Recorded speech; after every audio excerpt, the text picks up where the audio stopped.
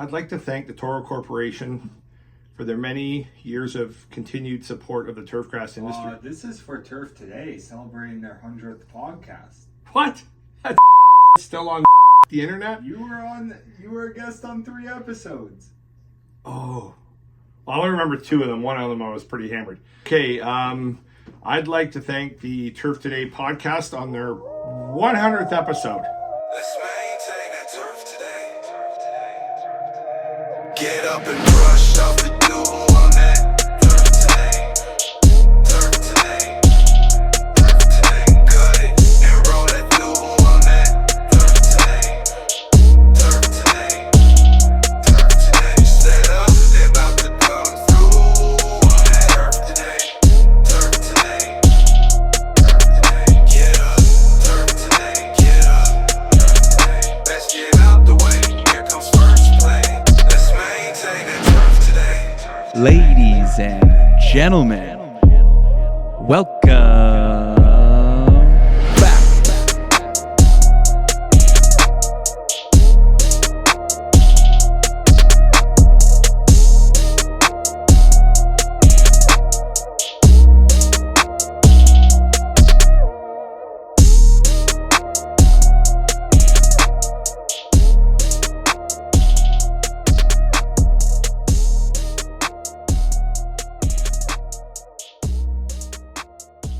When selecting golf course maintenance equipment, reliability is essential. That's why Toro products are the choice of golf courses around the world. They know they can count on Toro mowers, utility vehicles, and more to work. They also know they can rely on Toro for the innovations and engineering that blend high productivity with a beautiful course appearance. For products that get the job done, visit toro.com/golf. Toro, always solving, always evolving. What is going on, everybody? Welcome back to another episode of Turf Today on the Superintendent Network, brought to you by Toro. And ladies and gentlemen, number 100. Congratulations to everybody that's helped with the show.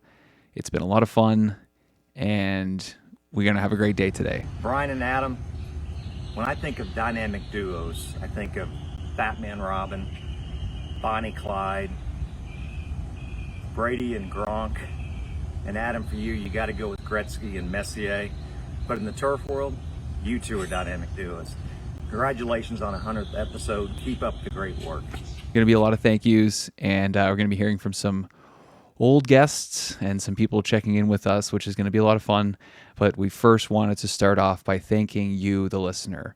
This show would never have gotten as far as it has without people listening, passing it around, giving us ratings, writing reviews, engaging with us and telling us what they like, what they don't like, different ideas for the show.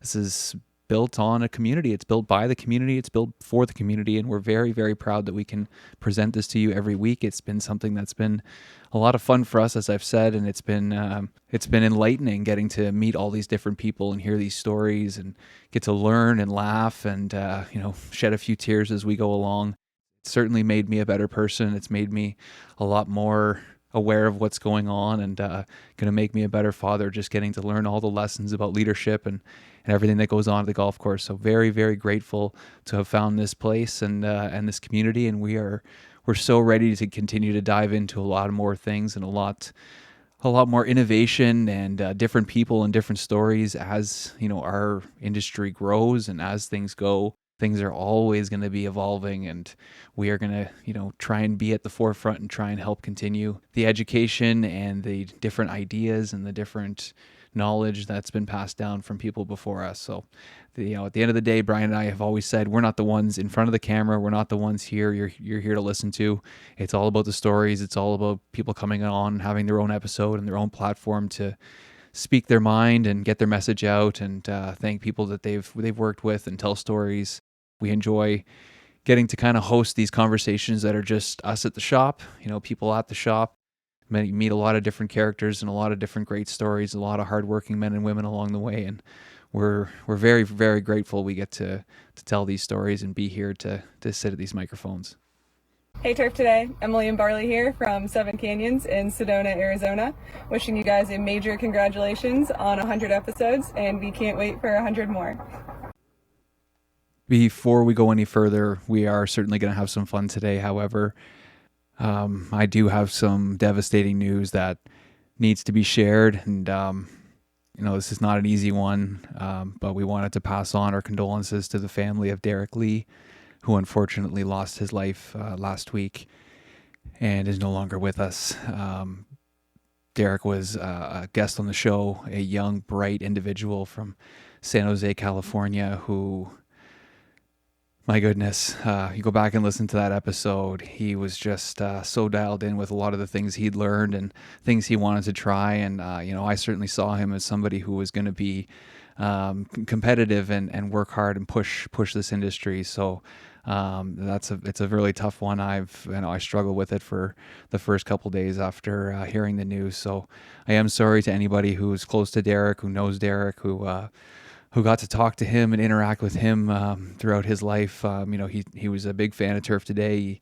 He bought a lot of the merchandise and would write into us and send us photos and videos every week. He was a great person. I'm hearing he was a great friend and a great worker as well. So it's devastating news. I don't have a ton of information right now other than they are having a funeral July 5th. There's a visitation, and July 6th they're doing a tribute. So that's at the Oak Hill Funeral Home in San Jose, California. If you want to get in touch with them, send out some flowers or something like that, we're certainly going to be sending something. I don't really have too much more information for you at this time. I've talked to a few people close to him, and we're just trying to respect all their privacy right now.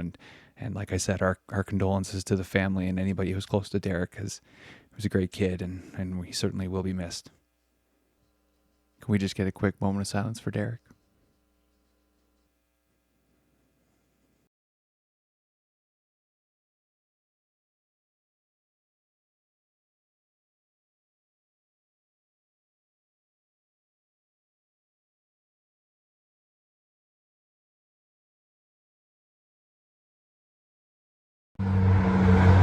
Brian, Adam, the old guy Trevor. Thanks so much for having me on episode 23. Hopefully you'll get me on again. Keep up the good work. You have the best podcast on turf in the industry.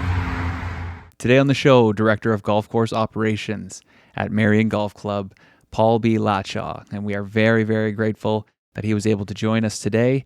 This is an awesome interview, so turn this one up. Make sure you're paying attention. Paul has a lot of experience in the industry. He's got an amazing story, and yes, the son of a legend.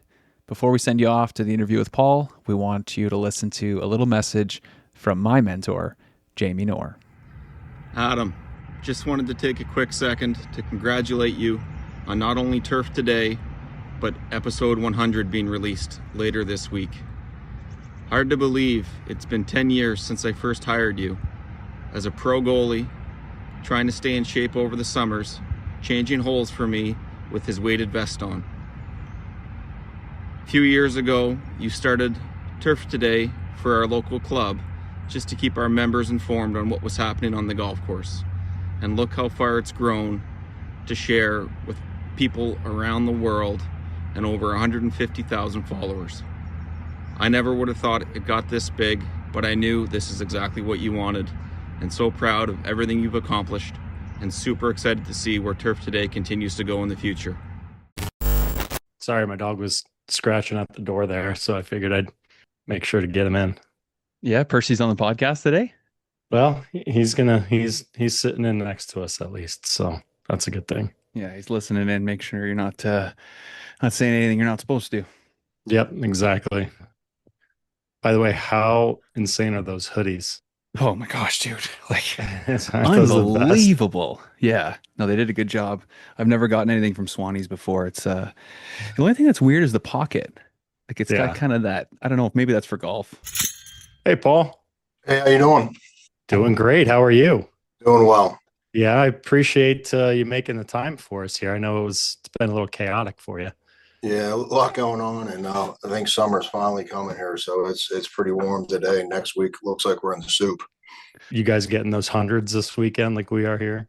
We will next week. So I Next think week. today we're in the 90s, and dew points and humidity are off the charts. I mean, walking the course this morning and sweating through your pants. So it's one of those. Jeez. It's Philly. Philly is a pretty challenging place to grow grass. It's an extra strength gold bond day, huh? Is that what you're saying?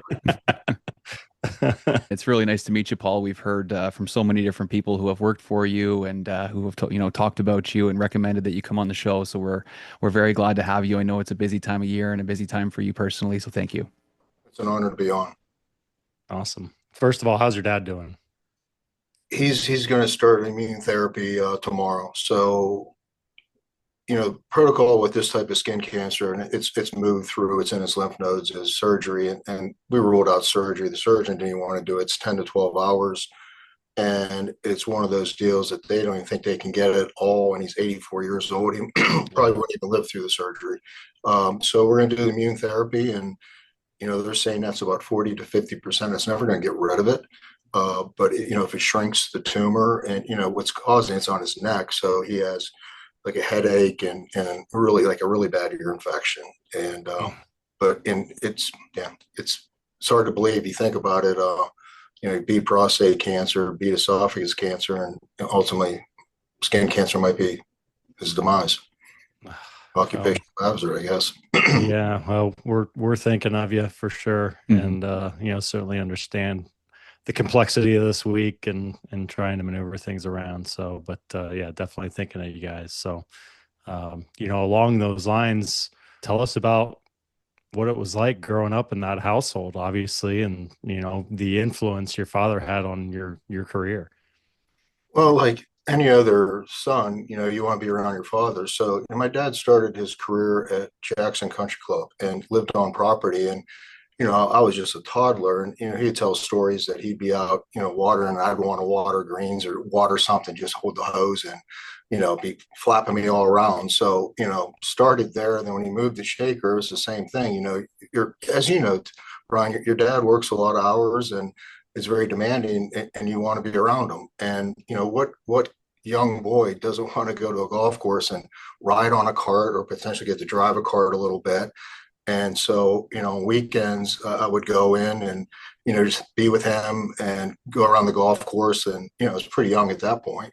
And, sleep in the truck whenever I was getting a little bit tired. And then same thing sort of occurred at Oakmont. When he took the job at Oakmont, I think my first year I was 12 years old and we had the PGA Championship. And so, I really spent a lot of time with them. And like anything else, your father is, for me, not just my father, he's my mentor. And, I maybe I'm biased, but he's the Michael Jordan of the business. I mean, so, having that tutelage and working for him through the years and at Oakmont was, a lot of fond memories. Actually, one of the funny things, him and I were watching the Open this past weekend, and I remember in '83, he watered all the greens himself. Now I was the hose person. We had a cart with a reel on it, and I would drive to the next green, plug it in, and then he would water all the greens himself, and I would get the hose. And then, but every night he prepped all the greens by himself. I mean, because everyone's got skill sets. His ability. That's before like moisture meters and soil pro. He didn't really use soil probes. He just unbelievably talented hand water. And I would say the same. I worked for Mr. Bader at Pine Valley. Same thing. The guy was just a gifted hand water. And I think sometimes people really don't realize the importance of being able to hand water, observe grass, push it to the edge. I think sometimes guys coming up get a little hung up on numbers. And, you got to use visual observation. And, the moisture meters have come out later in my career, and I still use them, but I use my knife more and just visual observations. What are some of those things then that have carried on in your career that you learned in those early days of cruising around with your dad? Obviously, as a young age, I wanted to get in the turf industry, and he, wanted me to work for some other people. So in '85, I went to work for Mr. Bader at Pine Valley. We had the Walker Cup. So I spent a summer working for Mr. Bader. And then I spent 2 summers working at the honors course for David Stone. You talk about the best of the best of being learning under. I mean, Mr. Bader was another one of those people that came in, take over a golf course, turn it around. And Mr. Stone was just, one of the most analytical people, made you really think about like why the problem was a problem. Did a lot of research. So I guess from what I learned the most about my father, and he became sort of the hired gun to come in and fix golf courses and get ready for championships, was perseverance. If you're coming into a course and they're making a change, potentially, close to a major event, there's potentially some issues. And he was a change agent, and he never settled for mediocrity. He always came up with programs. And sometimes, when you're doing these things, sometimes things go well, sometimes they don't go well. But his persistence and his quest for always getting the most amount done in the day and always pushing every day. And having, my dad and I are a little bit different. He's a little bit more maybe candid. And he had no problem telling organizations, this is the way it's going to be. And I respect that out of him. But they were also in situations where they wanted change. So he was always timing things well. But I would say his persistence. And the other thing too is, you think about, you do this for a long time, and a lot of times you get hung up in the programs and you do the same thing. He was always pushing the envelope, talking to researchers, and network with other superintendents. That's one of the things that I'm pretty proud of myself. I have, if there was a problem or something I don't know, and you never know it all, I have no problem networking and trying to stay current, because everything's changing. It changed. I just look at the last 5 years with AI. I'm starting to use that a little bit, and then you look at like the GS3 ball. That kind of stuff is, I just think, really important. We use it every day. And then the data collection, like clipping yields, we do clipping yields every day. We do moisture at the 1.5 inch, and then also 8 inches, because on these courses we have USGA greens, and then all the other different parameters. And quantitatively, like if you vent a green, how long will it take for you to get your firmness back? How does it affect smoothness? So we really have tangible ways to measure with some of this technology coming up. And like the clipping yield and all these different things in the moisture, we're always looking at the moisture. It's sort of what happens on the bottom. I grew up wrestling, football, and coaches always say, where the head goes, the body goes. Well, to me, where the bottom of the green goes on USGA green, the top's going to follow. So you start getting down to that under 5% on the 8-inch probes, you're basically not going to have capillary action coming back up, and you're a top-down watering procedure.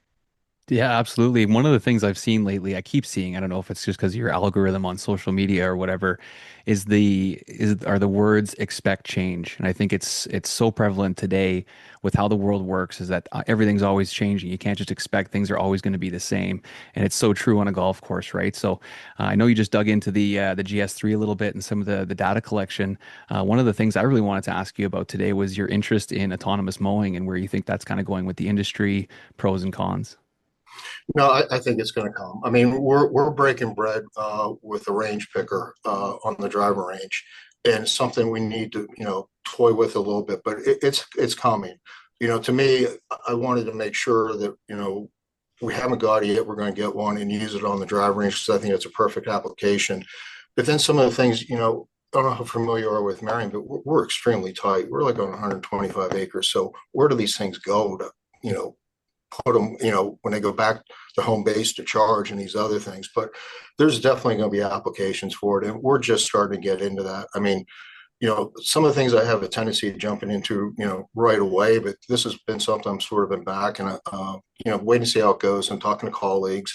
And, there is definitely a place for it. We haven't entered into it, but I can tell you in 3-4 years, we will be using it in some capacity. I think the one thing I wish they could come up with is something for raking bunkers. We have 4.4 acres of bunkers, and it's 8 people every day, and our faces are very steep, and it's hard work with those guys raking bunkers, and such a design element of the golf courses. People refer to Merion and the white faces of Merion, and with the restoration that Gil did, I think we added 40% more bunkers. Bunkers that were taken out got put back in. Some got moved for distance and expanded. And when we went deep, we wanted to be deep. When you go deep, you got to go bigger. To make the slopes work out. That was so. And then that's what as far as autonomous mowers at this point. Did you send Gil a nice thank you note for adding all those bunkers, all that square footage to your bunkers then? It's funny. I had this position in the 90s, and Gil was the architect at the time. So Gil and I worked together, quite a bit, and then I left, and then some other things happened. But Jim Wagner, Jim, I consider Jim a great friend. I mean, we worked together at Wilmington. I mean, and when I left to come to Merion, Jim became the superintendent underneath the superintendent that got taken, so followed up on my father. So you have a good relationship with those guys, and they're so talented. I mean, I have quite a bit of construction experience, with all the years at Muirfield and what we did here with the restoration. And then, when I was at Muirfield, I also was lucky enough, I did 2 years working for Jack on the agronomy team and working with DA. So you get to see some really, really talented shapers. Jim Wagner is off the charts, and an excavator with a knuckler. I just, him looking at a picture of what the bunker was and he's shaping it. It's just to have that skill set, and, same with Gil and the visions that company has. And, I think one of the things I'm really proud of is I worked with, Gil, I've worked with the Fazio organization, I've worked with the Nicholas Design, and obviously Jack, and all the DAs, and, I had a good relationship with all those. To me, it's about carrying out their vision and what they want for the golf course, and then executing it, and then talking about sustainability. There's, sometimes you want to get a little creative on the design side, but if it's not something that's practical to be maintained, it's not sustainable. And so you have to have those conversations. But, I think in the 2 years I was doing the job at Muirfield and doing the Nicholas Design deal, I learned a lot doing that, and John Scott, who's since passed, was, I learned a ton from Mr. Scott. He was, that guy could write emails like no one ever seen. Like I would take an hour to write like, a page, and 5 minutes later, he's got 5 pages written back. So I don't have that skill being able to write as fast as what John was, but, he was a very brilliant agronomic mind. Now with Chat GPT, you can write 5-page email in about 30 seconds. So it's no kidding. You mentioned a couple of different golf courses, Paul, a couple of different places that you've been. I'm really kind of curious on some of the considerations that you thought about when thinking of taking that leap to another golf course. What are the things that really kind of were in your mind as you were considering making changes? Well, once again, I wouldn't be the person I was without my father's influence. So the places I worked, when he's told me you need to go work someplace, I didn't even question it. He's like, you need to go work for Mr. Bader, and work for him in 85. And it was a little rough summer. I'm 19 years old, and, I didn't know what I didn't know. I was a hard worker, and, I think he put me on greens, and when he left, I had his greens route. So I thought that was pretty flattering. But there was times he'd come in and say, if you have any respect for your father, you get out of the business. You're a damn disgrace. And I heard that. I heard that probably, if I heard it once, I heard it 10 times. And, it helps you to grow thick skin, and it was I never took anything personal because he wanted me to be better. It was more about the message. And to this day, I owe him a hell of a lot because he's helped me out my career. And then I think it starts with the foundation. So the foundation is working for really good people. And I think it's important that you diversify and see different geographical areas. So after I worked for Mr. Bader, I spent 2 summers working for Mr. Stone. And once again, he could have been professor. Makes you really got me thinking in the agronomics of why things are and all the test plots. And then knowing I wanted to know a little bit about construction, my next summer I worked for Tanto Irrigation, and we were building we were following a course, a Reese Jones course in Charleston, South Carolina. So I learned a lot about golf course construction. And then when I get done with the 4-year program, went to work at Augusta National. That was brief. That was very brief. I think I was only there 3 months, and my dad decided at that time to go back to Wilmington for personal reasons. His parents were getting sick, and so I went up before, and wasn't even an assistant. I was on the staff. But leadership and people have never been an issue. You lead by example, and you have people follow. But I was lucky enough that Greg James was there. And, like stuff that you take for granted, like you have to order stone. I've never ordered stone, never did a PO. And it's like, we dumbass, here, go to the Rolodex, look for stone, order the damn stone, and do the PO. So like Greg, as far as like, there's so many people that help you out through your career. Greg is one of my best friends, and I've been in a few of his weddings. So, but it was funny. The second one, I was the best man, and the last one, he basically says, "Hey, you're in the wedding, but I got to change the batting order up." So that Didn't work last time. We're gonna have to switch things up a little bit. So I guess you start with the foundation, and obviously I was starting to look for opportunities, and getting the job at Merion at the age of 26. That doesn't happen. I mean, I had the tutelage, I had the background, but I had Mr. Bader on my side because I worked for him, and he decided he was going to get out of the business, and I was on a short list. And then obviously, clubs aren't stupid. They know they're hiring a young guy. They know my dad at that time was at Wilmington, and if I had problems, they said you're getting two for a price of one. Even though my dad the first year really didn't come up, he wanted me. He knew I could do it on my own. So. So we, all the years at Merion, I mean, I love the place, I love the opportunity, but I wanted tournaments. I mean, it was my passion. So we just finished up the girls junior in '98, and we had a good showing. I mean, the golf course was good, made a lot of improvements, and we just got told that we were not going to get an open because of logistics. I mean, and obviously we are tight, and since that time, there's been real estate that's been purchased. And I just like, I got to do, it was my driving factor in my career. And interviewed at Oak Hill. They had the 2003 PGA Championship. And I always tell guys, the more screwed up a golf course is, the better the opportunity is. And it was bad. I mean, infrastructure issues. I mean, like drainage issues. Like, we spent $1 million putting drainage, 30-inch pipe through the golf course. And then obviously working with the Fazio group, we rebuilt bunkers and rebuilt, added length and everything else. And it had a really good showing, so for me, that was a really great opportunity because number one, it was a major championship. Number two, there was a lot of room for improvement. And, I was lucky when I got there. Jeff Corcoran, which is another one of my really good friends. You always, people always say I learned a lot from you. I think I learned just as much from Jeff as he learned from me. And our personalities are very much the same. We're pretty driven people, pretty focused, very focused. And, so I had the opportunity to work with him. And then when I left, he had gone back to Boston. He took over for me. So, and, obviously he did a phenomenal job. But funny story was, my wife loved Rochester. My kids loved Rochester. It's a great community. I hated it. I mean, I hated it.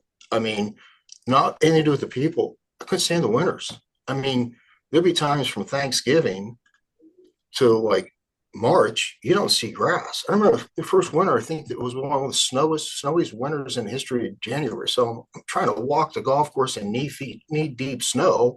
I'm like, this isn't going to work. I'm going to have a heart attack, for Christ's sakes. So, we had a good showing, and my dad contacted me, and we were out to dinner with my wife on Sunday night. And I said, Ann Louise, I said, I've got a feeling it's time to bug out. Just time to go. I need another chapter. And got the opportunity to interview at Muirfield. And that was a pretty, you talk about all interviews are stressful. I don't care who you are, they're stressful. And talking to Mr. Nicholas or Jack, and I'm like, well, let me look at planes to get out there. He's like, no. He goes, we're going to send a plane for you. Plane. I mean, at that point, I don't even think I flew first class in my life, let alone planes had for you. I'm like, geez, oh, Pete. So, get on the plane and like, you're just in awe, like you're on a private plane and you get dropped off and he picks you up. And it was probably one of the best interviews I ever had because it was focused on the way, but you get off the plane, like, you don't know if you should ask for his autograph because growing up, Jack was the guy that I always rooted for. I was a big Jack fan, even though growing up in Pittsburgh, a lot of people were Palmer fans. I was more of a Jack fan. And the whole interview was on the golf course. And that's where I'm the best. I mean, you put me in a room, in a boardroom, and that's not my strength. Like, get me on the golf course. Let's talk agronomics. Let's talk about what we need to do and everything else. So that to me was a no-brainer. Columbus is Brian, Ohio in that area. I mean, it's a great place to raise kids. Yeah. And it's a great organization. And you have a tournament every year, and you always got to do construction. I gravitate to the construction, love it. The more we can build, and working with Jack one-on-one with what he wanted and bringing a shaper and execute it, and that kind of thing was always really special. Very fond memories there. And Chad, what he's done there is absolutely off the charts. I mean, and that's the thing, you leave a place and you put your heart and soul on it, you want to see it to continue to progress, and because you care about it. And, that's what I look at what Jeff did at Oak Hill, progressing the golf course and making it better. I look at what Chad's doing at Muirfield, it's fantastic. And that's what you want. You want to see progression because you care about the organization. You want to see it continue to go in the right direction. All the places are going in the right direction. So, the next chapter coming back was, we're talking about, with some of the people from Merion and coming back. And at that point, I really wanted to rebuild the course at Muirfield, and I just couldn't get Jack to say yes. I mean, and it just was I didn't think it would happen. And Merion had this renovation, and, I've always liked Philly. I've always loved Merion. I think it's a special place. And I started thinking about, being able to renovate a golf course. And we're not talking, this was a nip and tuck. We rebuilt every aspect of the golf course. So to be able to do a whole renovation of an entire golf course, basically rebuild it, was something I always wanted to do. I had a great relationship with Gil, and then be able to come back and really finish my career where I started, and knowing that there's the Open in 30 and that come full circle. And I was very lucky to have the opportunity to come back. But, the other real big driver was my father. He's in Philly. My mom's been gone since 2004. And, at some point, you don't know how much longer you have with your parents. And it just, I had to do it for a lot of reasons, professionally and also personally. I get to see him. I don't get to see him as much as I'd like to, but we try to see each other and spend time. And so that was the main reason. But I think I always tell everyone, when you interview for a job, you want to make sure that what your strengths are and the direction the club is going the right way. And I also always told my guys, when you interview and you get that first job, it doesn't matter what you did in the past. If you don't succeed, rip up your resume and you're done. And the other thing that, not to babble a little bit, but the term I hate the most is I paid my dues. I think that's total bullshit. You pay your dues every damn day. If you're coming to like Merion Golf Club or, Oak Hill or Muirfield, they expect excellence. You've got, like our tee sheet today, I think we've got 150 people on the tee sheet. Well, it's one member and 3 guests. Every day is a member guest. And these are people from all over the world. And it's a historic, phenomenal golf course, and the conditioning has to match the architecture and the experience. So I think you pay your dues every day, and probably why I'm not the one to be talking about work-life balance, but I still love what I do. That's the thing. And, there is no such thing as a perfect golf course. I've had some good ones, but I've never had a perfect one. Afternoon from Grass Clippings. I'm Scotty Hebert, Director of Agronomy. Roberto Hernandez, Superintendent. We're out here doing our driving range conversion project for the summer. We got about 54 irrigation heads to replace, run a bunch of communication wire, beat up the soil, mitigate it, top dress it, try to get some nutrients in this caliche, and get it ready for sprigs in about 3 weeks. So big thanks to the Superintendent Network and Turf Today for supporting us. You guys have been amazing, and love that you're sharing our story and our journey and all the others of the greenskeepers out there in the world. So look forward to having you all out next season and showing what we've done with the place. Take care. Oh, a little update on the show here for everybody. Dr. Ben Pease is no longer with us. He has moved up and on and is doing something different now. We wish him all the best and thank him so much for all his insight. He has been great in really getting this segment going, creating a lot of buzz right now, different questions coming in. So we have somebody who has filled the role and is able to take this on. I think you guys are going to love him. This is Tony Goldsby. Yeah, so my name's Tony Goldsby. Obviously, been with the Andersons since 2018.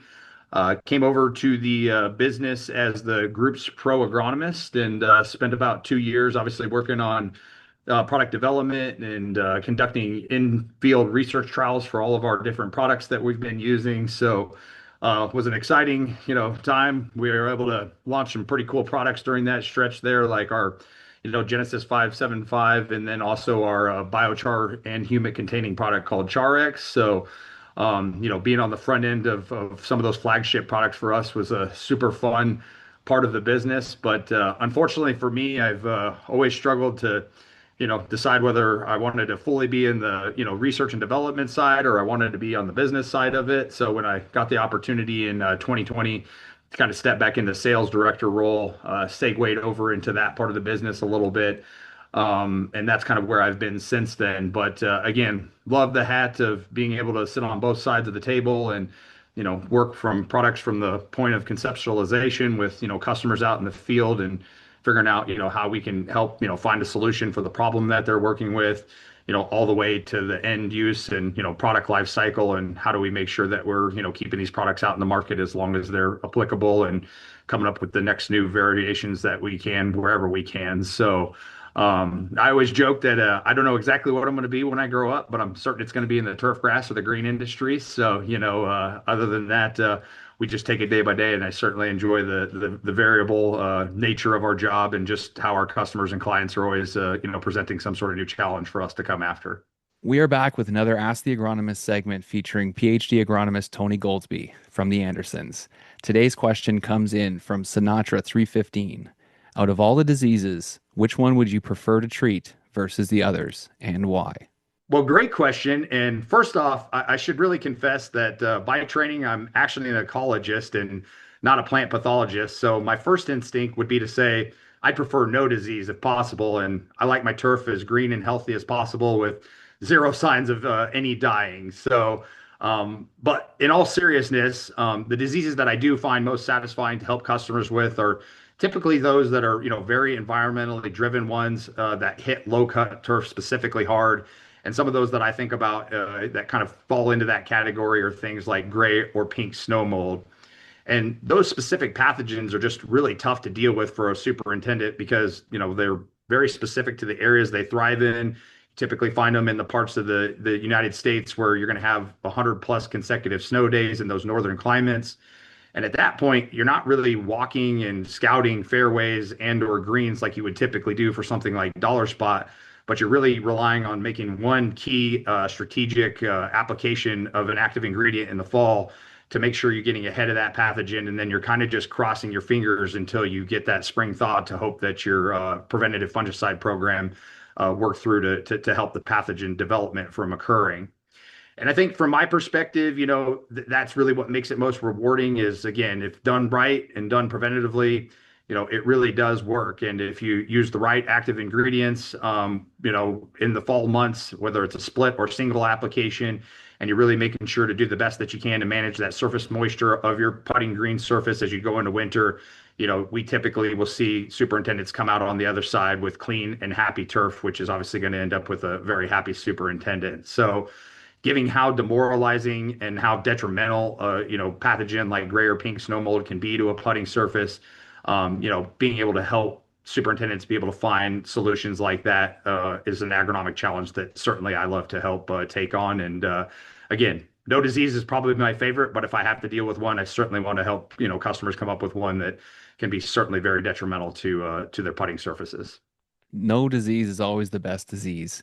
And certainly up here in Canada, we deal with a ton of snow cover. So every spring we always play, what did we miss? Because the snow mold will show us exactly what we missed. And, not every spray application will do that. So that's a good answer.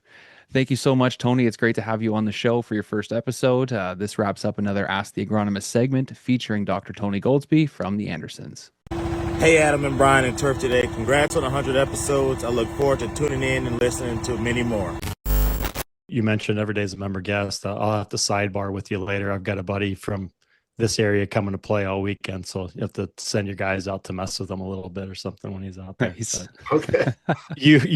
So you mentioned you got your first job. You took over Merion when you were 26, 27 years old.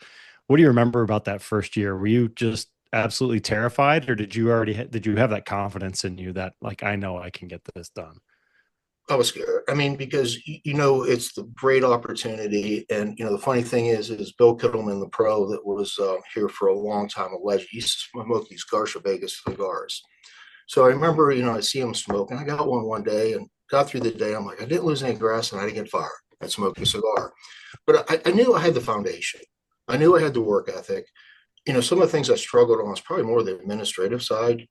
Like the budgeting and hiring. I mean, I know how to hire and fire, but like the paperwork side, like there was, you have people to do that. So it was more probably on the administrative side.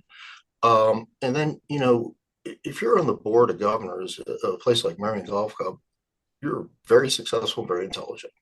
And I remember I didn't go to all the board meetings like I do now, but the few ones I went to, I'm like, and my chairman at the time, Mr. Berrickman, great guy. He kept saying, Latshaw, you got to get your blinders off. You just got to get your blinders off. All you think about is agronomy, and you got to get your blinders off. And so, I have a 4-year degree from Penn State, and I went back and took the 2-year program in 1 year. But I'm like, for me to succeed, I need to get better at what I'm not good at, in the communications, the writings, and presentations. I'm still a work in progress. I'm not there. But so got this idea. Tommy Goslin, one of my assistants, was talking about grad school.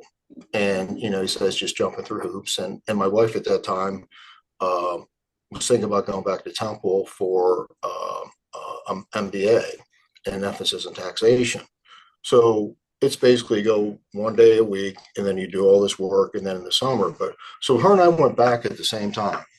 And I went to Rosemont and get a master's in management, which I really think it helped me with like financial statements and analyzations and communications and presentations and that kind of stuff. But I can tell you, it's probably one of the hardest things I've ever done, because, I'm dyslexic. So every week we had to read a 300-page book, write a 12-page paper, and then give a presentation. That was it for like 2 years. So, Wednesday after night, try to get the book read by Saturday. A lot of nights in the office at 10 o'clock. And there's a few times like, I got a good job. I'm just going to drop this. I'm going to quit. I remember my wife saying, if you quit, you're a loser. Well, I'm if you take all those personality tests, probably off the charts on being competitive, like the highest percentile you can be. Well, that really pissed me off. So then it got into grade point averages. And I can tell you right now, my wife is way smarter than me by a long shot. I'm a mucker and a grinder. My grade point average when we got done was like, I think I had an 3.86, and she had a 3.85. So every time she gives me shit about stuff like, whose grade point average was higher? That's awesome. Well, we do talk a lot about school on here. We have a lot of people that are, looking to go to school or looking to further their education or their careers in the industry. What can you tell us about your advice for people looking to go to school or maybe thinking about just getting on the job training? Well, if you're going to go I emphasize, get a minor in business, or management, because, like Dr. Dewich, when he went in the 2-year program, he drew this circle and he said, what percent of this circle is agronomics? People are like, I think I said 70%. Drew a sliver at 15%. The other is people. Because let's face it, my dad always emphasized this, what separates good superintendents from bad superintendent is productivity of your staff. Your biggest labor or your biggest number on your budget is always labor. So being able to maximize the amount of work done in a day and push hard is important. So that all starts with people. I mean, and some of the other training I've done through my life, besides my grad school, I think Gary Sweeta had training, and it was really profound. Two things I remember, and I tell myself every day: you get what you accept. And the other thing is, the house you live in, the car you drive, where your kids go to college is all related to your staff.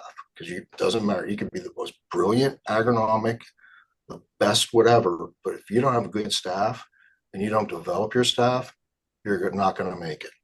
I mean, maybe it's where it starts. It starts with people. People are the product, and so it all starts with staff development. And I've been pretty proud of a lot of where my guys have gone. I think I've always fostered an environment for them to have the ability to succeed, but they had to have two things: attitude and effort. You don't have attitude, you don't have effort, and you got to be persistent because shit goes wrong. I mean, I've killed more grass than probably anybody, and the highs and lows, and it's just you do it long enough, you're gonna have bad stuff happen, and be able to communicate through that. But you got to be persistent. So as far as 4-year, now, if you're, I think obviously I'm biased towards Penn State, but the 2-year program is a very good program. I took both, so I can talk about the pros and cons. I mean, the 2-year program is really, really geared towards being a golf course superintendent. So in some regards, if you had a 4-year degree in business and then you want to go back to a 2-year, I think that's a hell of a good combination. Rutgers has got good programs, but I think the biggest thing that's going to help everyone out is like the Penn State online program. I've had multiple guys that started off with the associate's degree, then went on to do the 4-year degree, and then some went on to do masters. And it gives them the ability to be working and potentially going to school. It's all about every journey starts with the first step. Start getting some education, and there's a lot of different ways to go. But I really like the combination of having a really good, strong science background, agronomic background. You got to understand soils, you got to understand those type of things, but then also the managerial side of it, which is extremely important. You mentioned attitude and effort, something you're really looking for in the people you bring on board. How do you go about identifying that when you're in the interview process with a young individual? I have a lot of weaknesses, but reading people and interviewing is probably one of my strengths. Everyone's got a T when they come in, either big T or little T for trouble. So I always like to ask them questions like, what was your relation? Who's the most influential person in your life? And just what their values are. I don't care if they don't have experience and everything else. It's more about what their value system is, where they see, what they want to do, and are they going to put the effort in? Everyone wants to be the superintendent of Augusta National or Merion or Pine Valley or wherever, but it takes a lot of dedication and perseverance and, and some sacrifice. So, you try to see the value system, and then, from there, it's their performance and how they do. You always say you got to start off and you got to do the entry level jobs well, and then the progression. And I emphasize that a lot. I mean, I can't tell you how many people I've taught personally how to mow greens. So you're always teaching, you're always coaching. I mean, what superintendents do is a lot like college coaches. I mean, you're recruiting interns, you're bringing them in, you're trying to train them, and then hopefully if they don't want to stay, you try to guide them to where they should be. And I always tell them, like, just because maybe Philly's not your area or you don't want to continue here, I want to be a part of your development, because if you came here to do a good job and you were loyal to the organization and you tried your best, I want to make sure that I'm helping you guide and give you options of where I think you should go. Ultimately, it's your decision, and you try to guide a little bit. But once again, that comes back to the influential people in my life and how they help me out, like Dr. Dewich, my father, obviously, Mr. Bader, Mr. Stone, and all the other people. Basically, you're standing on other people's shoulders to get where you need to go, and you never want to let sight of how you got to where you were and the people that impacted you, and you need to get back. So would you say it'd be hard to make it in this industry without having a good mentor? I don't, it's like anything else, if you got the desire, you can still make it. But it always helps to have a course. And, I would tell guys when you're interviewing, all right, well, you're going someplace. Where do the last few or where do the last assistants get placed into organizations? If they're aligned with what your goal sets are, then fine. But if they're not, then maybe it's not the place for you. And also, listen, everyone's different. I mean, I've had, think about it, 5, 6 interns or even more for 30 years. I've had people come in at Muirfield and, you're that week, you're working 120 hours in the weeks leading up. And then in the summer, like I would say, one thing I know is I want nothing to do with tournament golf. And that's fine. I mean, that's fine. It's good you identified that. Then you get guys like, Rich McIntosh, where, he has to do it. I mean, it's in his blood. I mean, he wouldn't take a job unless there was some sort of event there. I mean, so everyone's different, and I think it's what your priorities are, and there's no wrong or right. I mean, there's a lot of great organizations that treat their employees well and that are progressive. It's all about what the fit is, and then it's a little bit too, geographically. It's really difficult to get a job in the geographical area if you want to be there. It limits where you can go. So, but if you got a spouse, obviously that's very important to making sure that she's happy. And, I can tell you, my wife, I mean, there's been some rough moves. So coming back here might have been a little rough. So, but, you got to make sure they're taken care of. It's a little bit like, my dad's success and my success. My mother's been passed away, Phyllis Latshaw. She backed him in every aspect of what he did. Wasn't asking for 4th of July barbecues or anything like that. It was all about him succeeding and supporting him and his work ethic. And I think that came from the fact that she came from a dairy farm. We think we got to talk hard. I mean, as a kid, I would go to the farm, and milk cows and bale hay.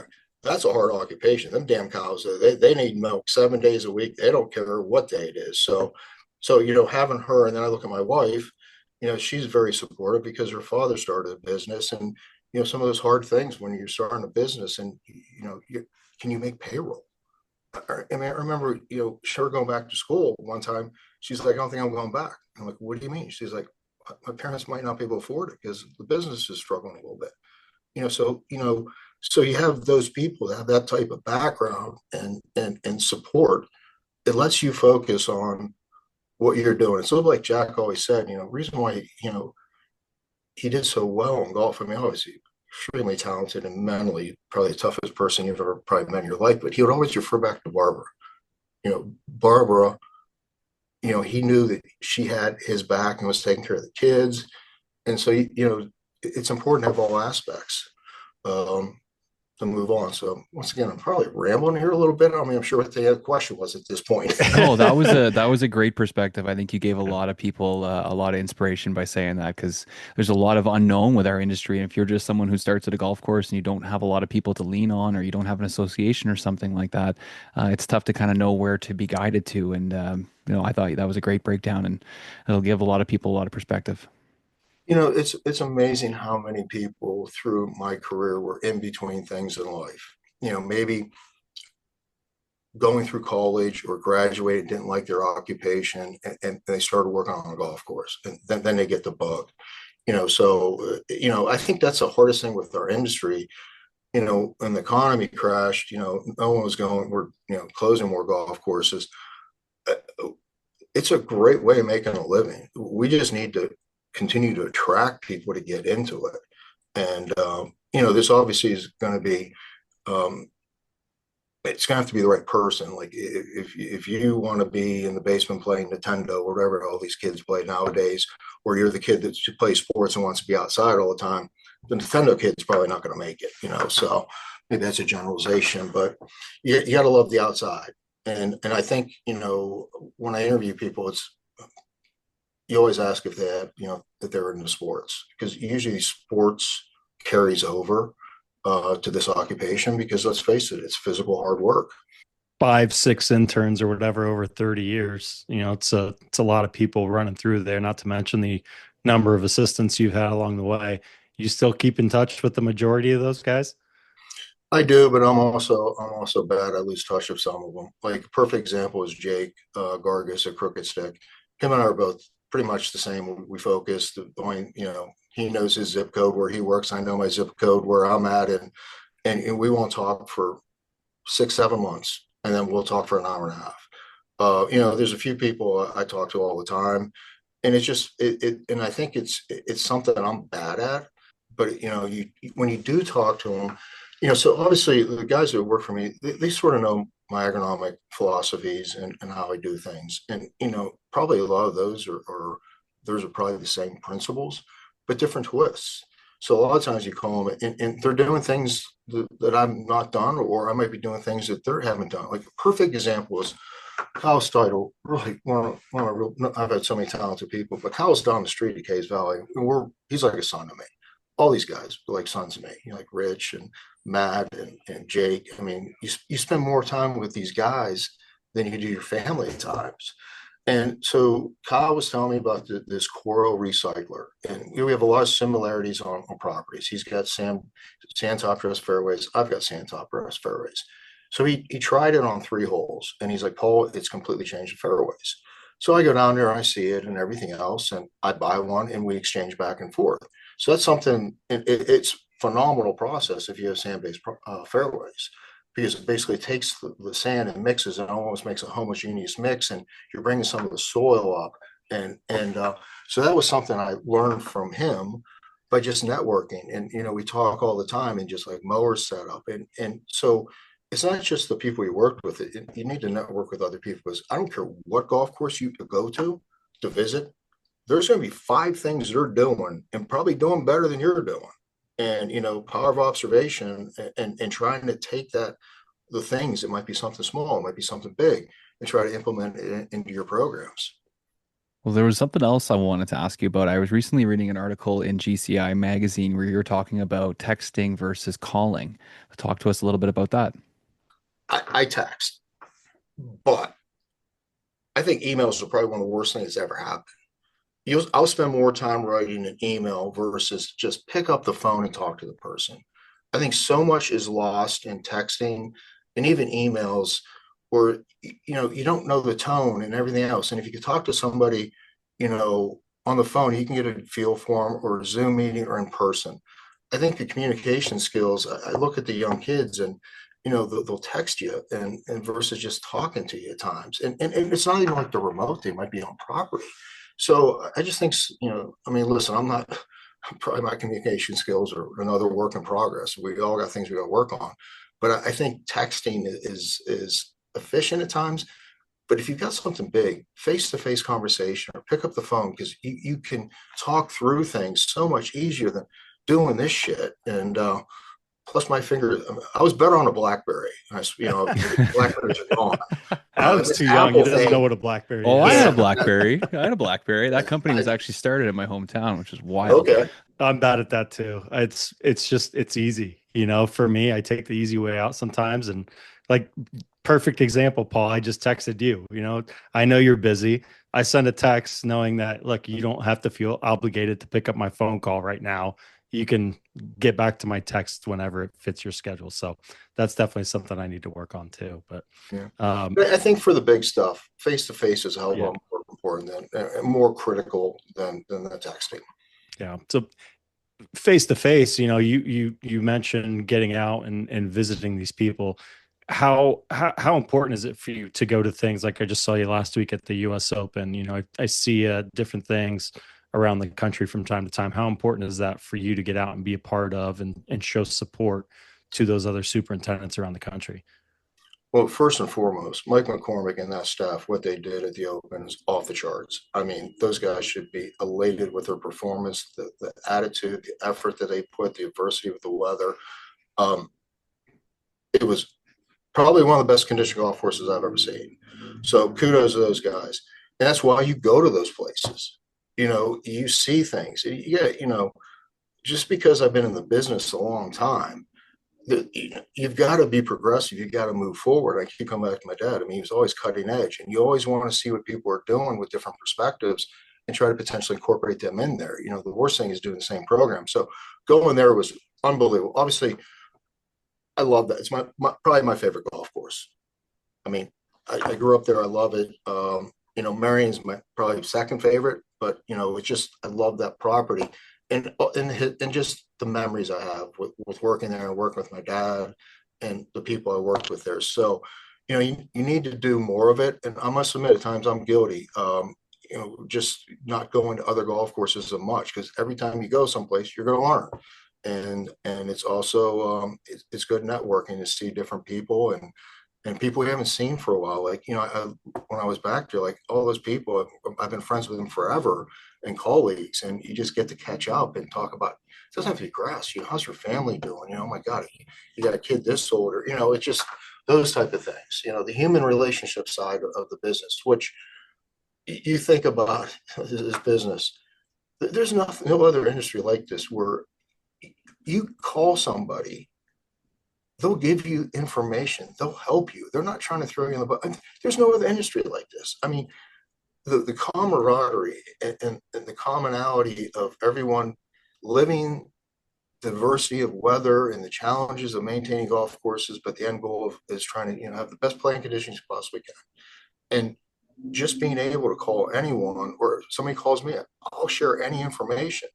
Because, and that, you know, I just can't think of other industries that are like that. You know, maybe chefs do it. I don't know. Maybe they just watch Gordon Ramsay and pick up what he's doing on Hell's Kitchen or something. But do you have any idea what might have influenced that? Like where that might have started, or group of people or organization or something like that, that really would have drawn it all together and made everybody kind of, you know, want to push the wheel in the same direction?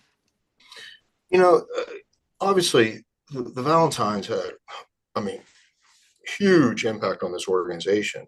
And Joe was the one who really started a lot of these different things and, you know, the conferences and stuff. So I think it's been something that's been going on for a while, and it's just something that's sort of carried through, but it starts with, you know, meetings and GIS conferences and regional conferences.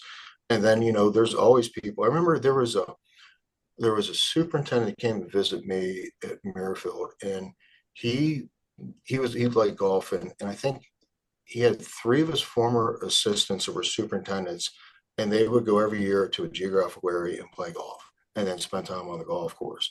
So you think about the camaraderie and just think about how educational that was to see the different courses and the different operations. You know, sometimes I'll never forget, you know, Jeff Corcoran, you know, like I said, we're really good friends. We went to go visit his brother, and he was a superintendent in upstate New York on the Finger Lakes, and it was a 9-hole course. I think it was a 9-hole course. He told me what his budget was. I mean, the guy was a mechanic, was irrigation tech. I mean, he did all. I'm thinking, I spend this in 2 months, what he spends in a year. So you go to a place like that, and the creativity. Sometimes those guys are the most talented, and you know, they're doing mowers, they're doing irrigation. I mean, they're doing everything. I mean, it's been a long time since I set a mower. I can tell you that. I understand the concepts, but I guess if I want a good quality cut, Robert will keep me out of the shop because I'll probably screw it up now. But it's been a long time. So, you know, every place you go, you have an opportunity. It's like also, I always tell guys that when they come in, there is so much knowledge in this room. I equate that back to the 2-year program. It took it 1 year. You talk to the different guys from different geographical areas and how they did things. Everyone has something to offer, some knowledge base you can bring with you. And that's what you encourage these other guys when we do the interns and stuff. And we have a very good intern program, but ask questions, exchange ideas. You know, what's your professor saying on this pathogen or chemistry or stuff like that? So it's all, you never know it all. The most effective people are the ones that know how to get the answer. Then you get into, the older I get, I mean, everything is risk reward. You know, what is the risk of this going wrong and what is the reward? When I was younger, I didn't have that thought process. It was, we're going, you know, and I killed a lot of grass probably too. So. Oh, hey, how you doing? Michael Bowman, Standard Golf Company. Congratulations on 100 episodes. You know, that's 99 episodes more than my local superintendent's podcast, Growing Grass with Gary. It may sound like a great podcast, but it was just him yelling at dollar spots and dandelions all day. You know what goes good with Turf Today podcast? Some Standard Golf products. We have your beautiful custom-made flags. Hopefully they're not stolen. We have your maintenance tools, and we have your tee markers. Hopefully they're not stolen too. We basically have everything you need for your golf course. Cue divot fixing ASMR. So whether you're cutting stripes on a green, oh yeah, I did that, or you're cleaning up geese turds, I hope that you find time to listen to Turf Today's podcast. So with being a proud sponsor of the Turf Today podcast, let's raise our glass, fiberglass rod, to Turf Today's 100th episode. Congrats, guys. As you look back on your career, Paul, are there any regrets or anything that you look back on that you wish you would have done differently? I would say the biggest disappointment was 2013 in the President's Cup. You know, we planned 5 years for that. We did 2 tournaments in 1 year, and the President's Cup's a pretty big event. We had a hurricane come up, and I think we had 5 inches of rain, 200% above a normal atmospheric moisture. And, you know, I had to, in my mind, it was like, we're going to have firm fast, we're going to have firm fast, we're going to have firm fast. And it was just a quagmire. You know, so I look back and, you know, it's nothing you could do about it, but it's I had a paradigm in my head how it was going to be. And I still to this day, I don't have any President Cup logos anywhere. And it's funny, I talked to Rich and he said he got rid of all his too. It's just like, I think I'm scarred from that a little bit, you know, because you work so damn hard to show off the golf course at a time where, you know, I think October was the second driest month of the year historically in Columbus, and have that type of thing. But then, you know, I remember I was pretty down, and Jack said to me, sometimes, you know, adversity like this really shows, you know, what you did. And he's like, you know, we're destroyed outside the ropes. You did great, but remember, we got a tournament in the spring, so giddy up.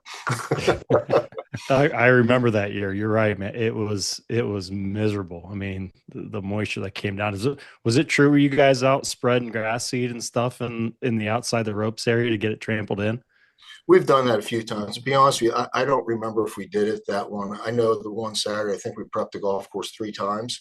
And then on Sunday, we had basically a team on every green of like 3-4 people with squeegees and blowers. And then when the last group went through, they would rotate to the front. I mean, and we got lucky. We got it in. I didn't think we were going to get it in. And as soon as the United States won, they're like, this reward, the awards banquet needs to go inside. And we got dumped on again.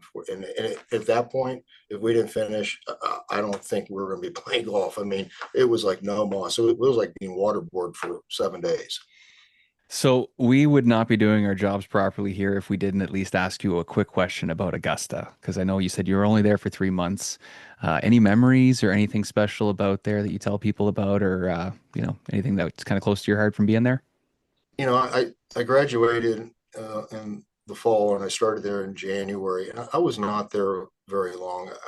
But I can tell you things I remember a lot. Like there's always an assistant in someone's career that you're like, he's who I want to mentor. He's who I want to be. And it was Brad Owens. I mean, Brad to me was a total package. Great communicator, unbelievably hard worker, talented. And, you know, so I remember that. And then the other thing I think that's sort of funny, because actually the year before when I was doing irrigation with Tanto, we caught up to construction. So we actually went to Augusta and we're installing, some irrigation lines. And I think that would be surprising is if people saw what that golf course looked like in the summer. You know, I'm not saying anything bad, but you know, you got Bermuda grass, you know, and you don't have the overseed ride, the azaleas aren't blooming, and you know, it's a little bit different in the summer. But I would say that now I would think there is one story. This is a good one. So I volunteered every time I was in college, and undergrad, I did all right, but I, you know, was young and liked to have a good time and stuff, and mowing greens and not getting any grass off greens, and can barely see. And Dr. Dewich was a consultant, and him and my dad were talking. He said, "Well, how's Paul doing in school?" I had a 5 credit weed ID and herbicide class. And he told my dad basically, apparently Paul would be doing better, but he's missing a lot of Thursdays. Well, anyone's done tournaments and you're in the big boy seat, there's something called displaced aggression. And I got every barrel on that about, you missing school and, you could be doing better. And, it was fun. But the problem was on Wednesday night, there was dollar pitcher night at the Shantygaff. And this class was at 8 o'clock in the morning. And the Shantygaff was probably my kryptonite. So, I think I look at that, and it's funny because I've done the same thing, probably even to my boys when they worked for me at Mirafield. Another thing, it was just, I was obviously in the wrong. I should have not been missing classes, but I think someone going to college, was having a little bit of a good time. So we call that personal development. Yeah. I was networking. That's right. That's right. Absolutely. You mentioned the volunteers. How have you seen the volunteer programs grow over the years? I know that was something you really implemented here and has taken off recently. Talk about the evolution of the volunteer program during tournaments. I mean, that really started with my dad. I mean, I think he started some of the first volunteer programs, and I'm sure there's others that were doing it, but I encourage everyone. I mean, I think this year, there's 7 tournaments we're sending either an intern, an AIT, or somebody to. I think it's really critical for the self-development of people to be able to see things. The networking with the other people and the camaraderie, it's unbelievable. And I can tell you, there's been so many times without the volunteers and the tournaments I've had that we wouldn't have finished. I mean, President's Cup was number 1, and I went back and forth about the numbers I thought we'd have to have, and thank God I didn't back off. I mean, we wouldn't have been playing golf if we didn't have all those people. Actually, Curtis Cup here in 2022 on Sunday when we get destroyed with rain to get the golf course playable, and then you think about. I remember when I introduced the volunteer program at Merifield. They never did volunteers before that, and finance guy. Numbers guy, money, I'm like, well, we need rooms, we need this apparel and everything else. And he's like, why do we need to do this? And I'm like, John, tell me where you're going to get somebody to come and work potentially 100 hours a week. And all you got to do is give them some shirts, give them a place to stay, give them decent food, and they'll do anything for it. And we'll make sure we finish when we need to finish.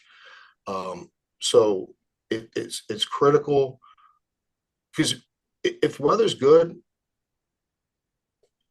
everything can be fine. It's a bad weather, and then let's face it, there's a great article in the USGA, I think, on the green section about tournaments and everything else. I mean, you're doing everything to a higher level. You're doing everything quicker. So you need those extra people. You need the support from the volunteers. You also need additional equipment. But I just think it's an experience that if you're serious about it, get in the business, you need to be exposed to it. It's hard work, but it's something that you'll remember for the rest of your life. If you were mowing the 18th green at Oakmont or Muirfield, tournament and contribute. I always told the guys coming in, different roles, similar goals. The goals is excellence. The goals is perfection. So it doesn't matter if you're raking bunkers or if you're mowing greens or you're prepping. Every little detail contributes to the success of that event. And you look at it's funny because David and JT, they're in sales and how many times David remembered somebody he volunteered with when he was 15 mowing greens, and same with JT. And let's face it, this is a tight knit organization and occupation. I mean, it really comes all around. So a lot of times you go to these events and you might be friends with those people forever. So, and a lot of times they gave people, a standout volunteer and a position comes open, I've hired outside, because of their performance, what they did, like a Jared Waite. Jared volunteered 3 times for the Memorial, and also the President's Cup was a stand-up. And I had an opportunity, and so it gives you exposure, and also it gives you exposure to other superintendents and also other organizations, especially if you're doing a tour event every year. I can't tell you how many people from Muirfield got jobs because of the relationship with the tour, because they saw what they were doing. They saw the performance. They're like, this guy's a rock star. Like Scotty Pavalko, he was handpicked to go to Cog Hill. Rich was sort of handpicked to go to Torrey. And it was, the interview process took place over the performance and all the conditioning and the week and everything leading up to it. And the other thing too, it's becoming more vogue, and we're going to try to do is volunteering advance week. I actually think that is actually more beneficial because you don't have the downtime, and you're seeing things leading up to the event. So, and that's also critical for the organization, because, the staff is working crazy hours, and you get these people coming in advance week. And, like Jeff would, always send me guys for advance week, and other people would send people for advance week. So it's a little bit more intimate, I would say. You might get more FaceTime with the management team, because, obviously, when you're doing an event, you're pulled in a lot of different directions. You're under stress. I mean, at least I was always under stress. Well, I'm under stress all the time for whatever reason. And you get a little bit more of a feel for it. But, the funny thing is, and if you have an opportunity to work like a place like a Muirfield, or like, event coming up that's having something, you go there and you're like, oh, these tents are all up, and this is here and this is there. They don't realize how much of a pain in the ass some of that stuff can be. Step by step, you're trying to get something built, and it's wet, and you got to plywood them in, and that type of stuff. People just show up at these events and, oh, well, this is nice. They don't realize all the steps and the angst that potentially can go into it. My advice always to a person that was doing a tournament for a first time, like, don't get hung up outside the ropes. Let somebody else do that. Well, I didn't listen to that advice in 2013 because I was losing my mind every day, because we had different people doing it. It wasn't the typical people from Memorial, and they were used to, like, I'm going to drive this forklift where I want. And it was I had a few out of body experiences that leading up to that event. When did you pick up hockey as a little bit of a release for you? Well, boys, when we moved to Rochester, the neighbors down the street were from Canada. Remarkable people, the Marauders. They went to Princeton, and he played goalie, and she was like an unbelievable hockey player, and also an unbelievable soccer player. And they had 5 kids. So the middle son was the same age as David, and then Riley was the same age as JT, my son. And they actually had a rink outside. Well, they started again, so the kids started getting into hockey, and I love hockey. I never played, but I loved. I had, at one point when I was here the first time, I had season tickets to the Flyers, and I split them 4 ways to be able to go to some games. So you go to the rink, and then Thomas Creek had this thing, learn to play. So, and I never skated in my damn life. I buy all this stuff, and this is a true story. So you do 45 minutes of playing, and then 45 minutes of scrimmaging. I bite it, like my feet are in the air. I land on my back, throw my back out, and that was the week of verification. I think I missed 3 days. And Bailey, I don't know if you guys know Tom Bailey. He was working for me in Oak Hill. He was like, Paul, that was the best verification I ever had. You weren't here. We're stirring shit up. So anyhow, I kept playing. I went to clinics with like little kids, like skating clinics. I remember one time, like, I caught an edge, hit the ice, and I'm looking out the left side of my ear hole of the helmet, and a little kid comes up to us, a hockey stop. Do you want me to get your mommy? So I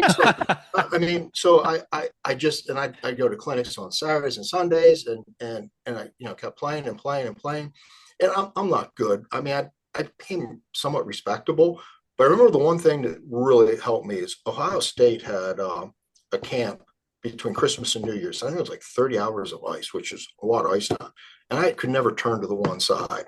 And this guy kept working with it. All of a sudden I got it. And Lucas, one of my former assistants that's in Connecticut, we were on the same team. And first came back, I go left heart, I deke right, I go by the guy, and then typical thing, I shot the puck right in the goalie's gut.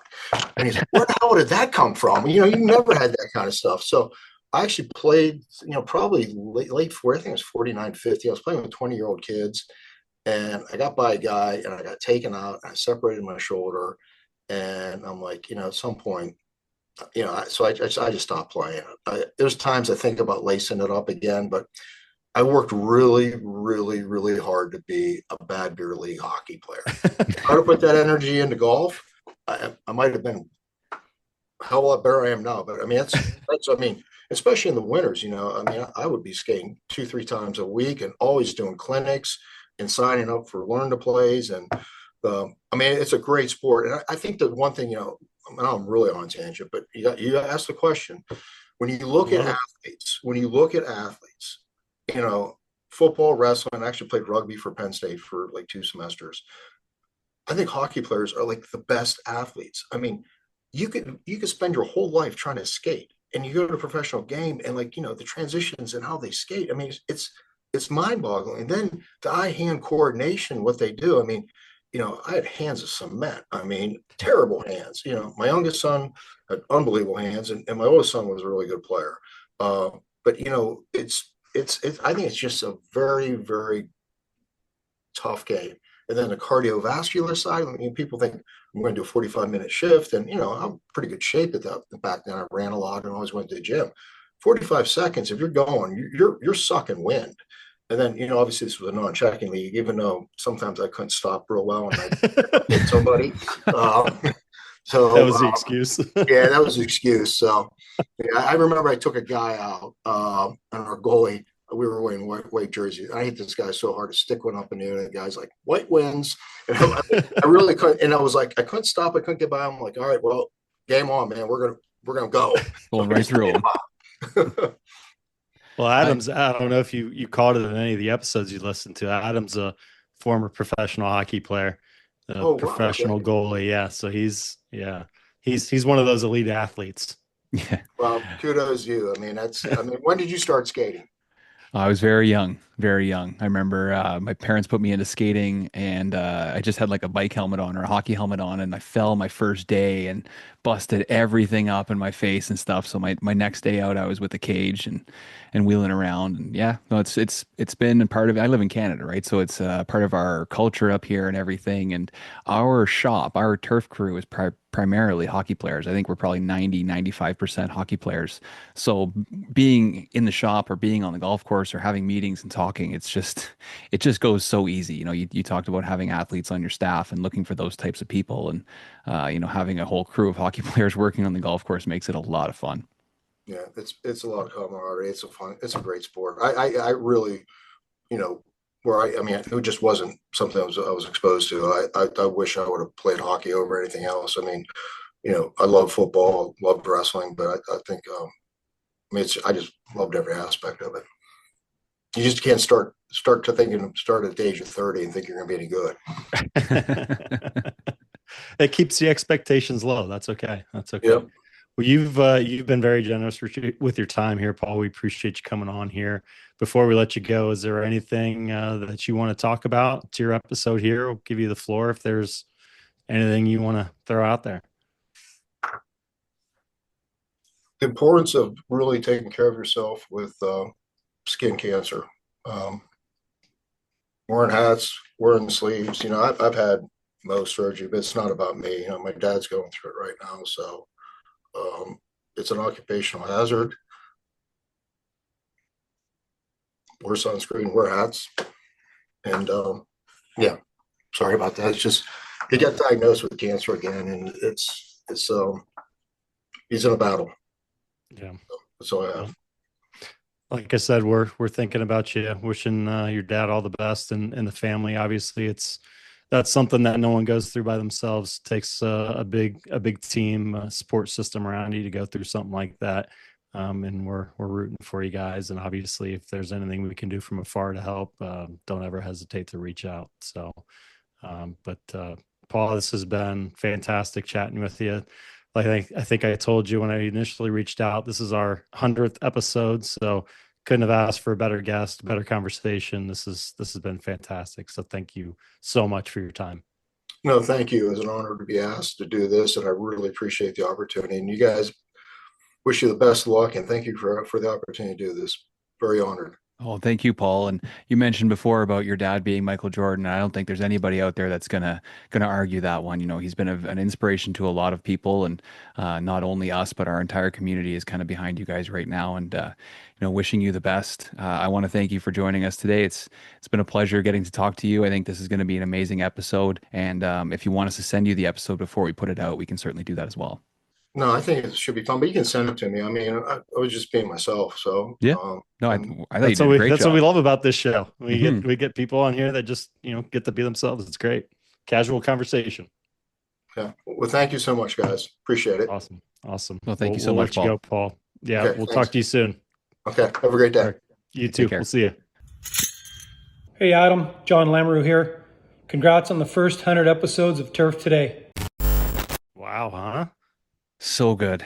He did that to me again where I'm like, I'm supposed to be thinking about questions, but I'm just hung up on what he's saying. I know. It was like Scott when Scott was talking. Yeah. And then he stopped Just talking. It go. was just silence. And we're both like, I know. Well, the one time he said he was talking, I think you asked him the mentor question, and he just, he went with it. And it was phenomenal. And he finished it up with, I forgot what the question was, but I'm like, so did I. That was amazing. Oh, yeah. Whatever you just said was amazing. Appreciate that. That was great. He's obviously been a mentor to many, many, many people over the years, and his dad obviously as well. An absolute icon. Hopefully will be the first superintendent ever inducted into the World Golf Hall of Fame. Still waiting on that. But yeah, I mean, just to be able to listen to him and listen to his thoughts on the industry and people and all that kind of stuff. Just what an absolute treat. And Paul was one of the first people that had me come out and document the event. So I think when I was working at the Ohio Turfgrass Foundation, literally just picked up a camera and started doing some video stuff, trying to learn what I was doing and figure out how to use a camera. He asked me to come out and just kind of do some documentation of the team. So it was my first introduction to really documenting any sort of tournament coverage. He gave me that opportunity. So it was really special of him to do that. And like I said, the intimidation factor when you hear a name like Paul Latshaw, it's like, but again, as we heard here, just an incredibly driven, humble individual that has, done amazing things for the people of this industry. Yeah, he's got a great, I guess you call it great resume, and he's done a lot in his career, but at the same time, he's also touched so many different people, and you can see how he's very humble, very well-rounded.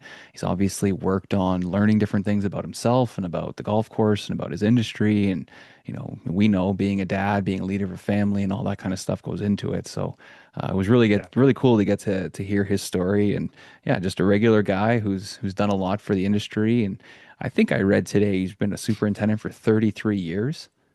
That makes sense. Yeah. So he might have more experience than anybody right now, especially if he had started at the golf course when he was 4 years old. Yeah, he's been around it his entire life. Obviously, he's seen some things, and I meant to ask him how many tournaments he's been a part of between, obviously the number of championships his dad's hosted and himself. Yeah, I can't imagine how many tournaments he's been a part of. It's a big number. Mm-hmm. Yeah, he was talking too about how much support there is in the industry, and I do wonder how far back that goes. I wonder how much influence his dad had on that, because it does seem like he's one of those guys that really tries to network and teach and help and move it around. So I'm sure there's people before him, but I want to say his dad has had a lot of influence on how well we treat each other and how well we support each other. Yeah. I mean, a lot of that, I think, obviously goes back to the days of Colonel John Morley founding the GCSAA, bringing a group of guys together to essentially chat. But Mr. Latshaw, Paul's father, certainly took it to a whole nother level. Took the professionalism of this industry, in my opinion, to a whole nother level. And like you said, the whole networking thing, the advancing other people, making that a priority. I think he was highly influential in that. It's you hear about it in this industry all the time, the Latshaw tree, right?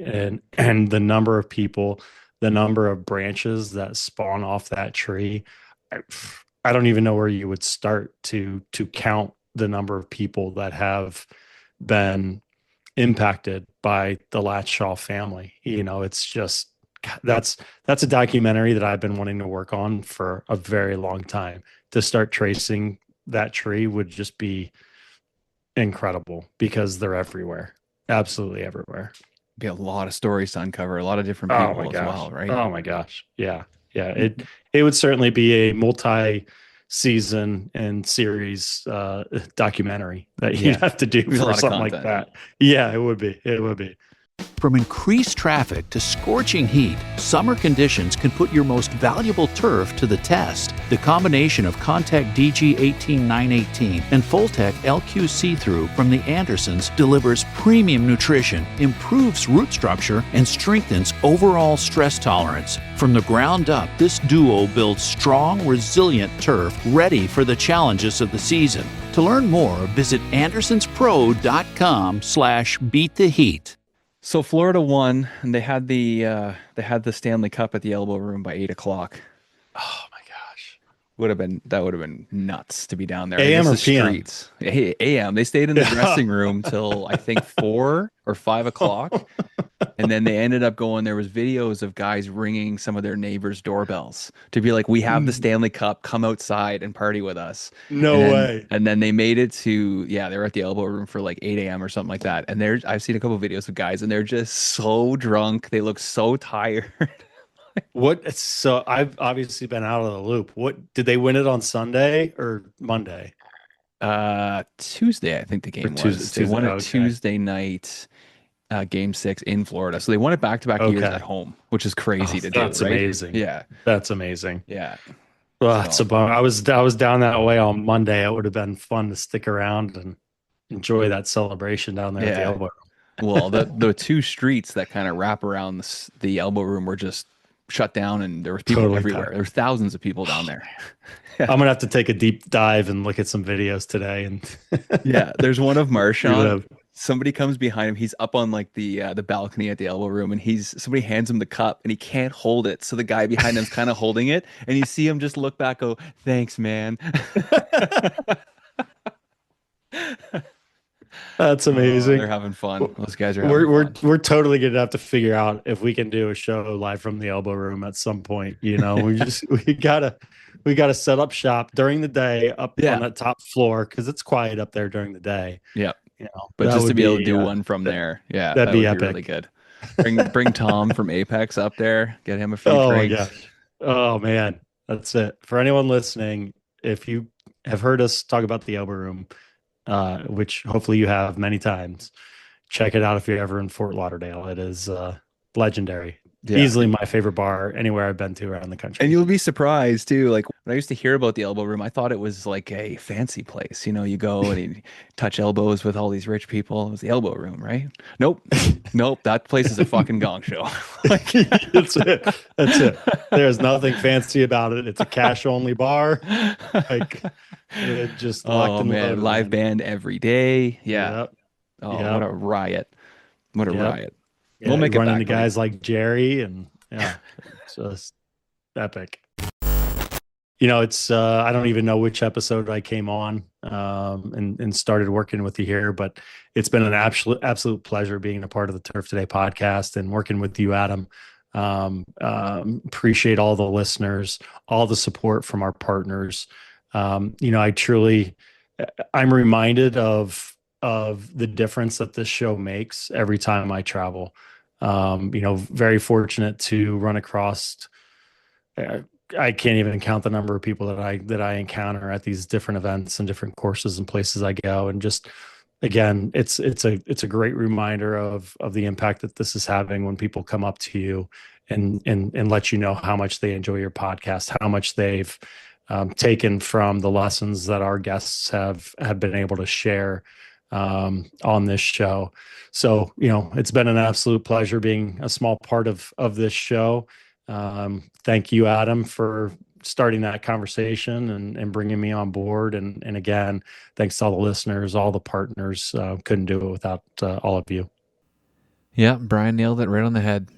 We couldn't do the show without the sponsors, everybody that listens, everybody that pushes the pace.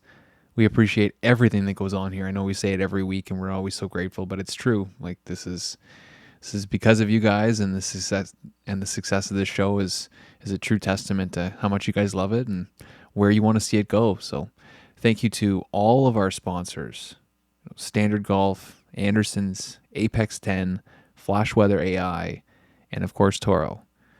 Also want to shout out to USGA for our partnership and everything we're doing with them. Episode 2 of Rolling with the Green section will drop this weekend. We're really looking forward to that one coming out. It's a really good episode too. 2 amazing agronomists come on there, talk about articles that they just did through the green section, and both amazing. Brian and I had a lot of fun doing that one, so you guys will certainly enjoy that. Next person we want to thank is Brian. I mean, we can't go this whole episode and not say thank you to that man, because Brian's done so much to this show. He's the perfect person for this, the way he acts, the way he carries himself, the amount of people he has around him. It's certainly lifted this show and been an honor to work with him. So thank you so much, Brian, and certainly looking forward to so much more. We also got to shout out Beats by Wooga on the intro track. The man just keeps coming with heater after heater for this show.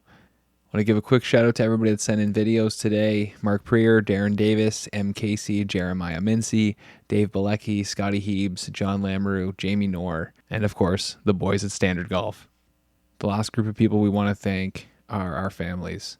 Both Brian's family and my family have made incredible commitments for these businesses and for our brands and for everything we're doing here. And we can't thank you guys enough for all of the support and all of the extra help. Brian's wife, Lauren, is amazing. My wife, Blake, has been instrumental in keeping this business going and helping me out when I need it. So thank you to you guys. You don't know how much we appreciate what you do and how important you really are to us. So we will see everybody next week. Keep those reels sharp. We're going to get right back with another great episode, right back to how things were last week.